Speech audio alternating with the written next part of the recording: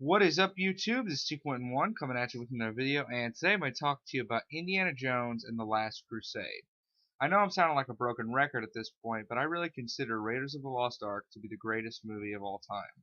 It has everything I look for when I go to see a movie, regardless of genre.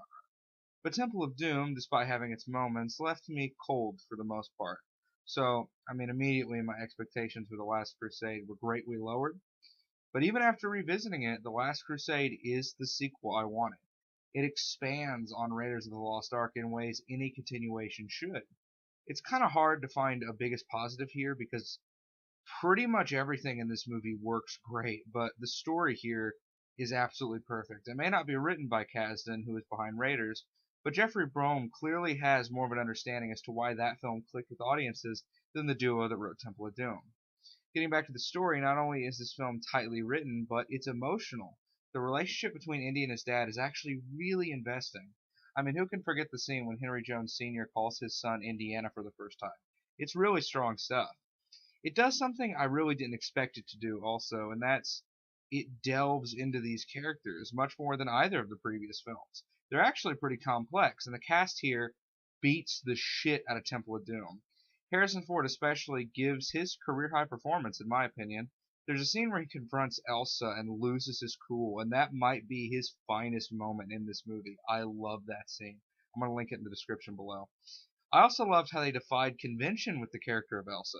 At first, she appears to be just another love interest like Marion or Willie, but then toward the end of the first act, boom, she's a villain.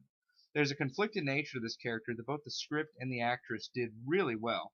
It's not like any other Indiana Jones villain, and it was interesting to see Indy be the one who ended up heartbroken this time. Of course, though, the highlight of the supporting cast is Sean Connery as Henry Jones Sr. Having Indy's father in this movie raises the stakes significantly, in my opinion, and you get to see where he comes from. There's an opening in this film where we see young Indiana Jones, like as a kid, and to me, that helped delve much more into this character. And, as a child, the idea that my childhood hero also grew up without a father was pretty inspiring, I must say. It's also great that some characters from Raiders come back as well. Denholm Elliott as Marcus Brody, he really came into his own in this movie. And of course, seeing Sala again was pretty cool. I haven't even touched on the villains yet, and Julian Glover, who you may know as Pycelle from Game of Thrones as Donovan, is a good foil for Indiana Jones, even though, for my money, he's a touch too similar to Bellick. Vogel, though, he's the one that really stole the show, besides Elsa, of course. While at first he may appear to be just another Nazi, again, like Elsa, they defied convention with this character.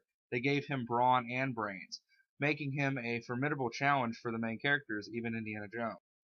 Then there's the action scenes. They're probably what this franchise is most famous for, and they're absolutely exhilarating, with set pieces that manage to top Raiders of the Lost Ark in a couple of spots. The motorcycle chase, the Venice boat scene, and the tank sequence above all. Now, the tank sequence in this movie is the best action scene ever made, in my opinion. The fight itself is awesome. The explosions are practical. They're great. And of course, the score by John Williams bolsters that scene. John Williams' score is excellent in this movie. It's emotional like the rest of this film, and that really is the thing Last Crusade does that sets it apart from the other films, even Raiders, is the emotion. I was attached to these characters, and I was attached to the characters in Raiders, don't get me wrong, that's my favorite movie. But here, as I said, they're given layers in ways that even Raiders didn't do. Elsa is such a conflicted character, and she's great in this film.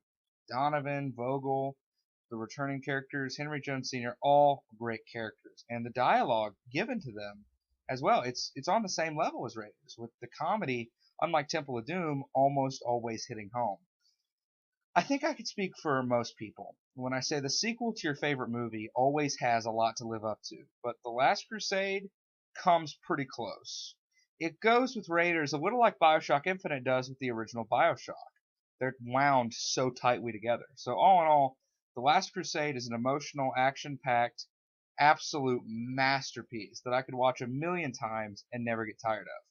And it is absolutely worthy of being a sequel to my favorite movie, Raiders of the Lost Ark. So, 10 out of 10. It's T.1 signing out.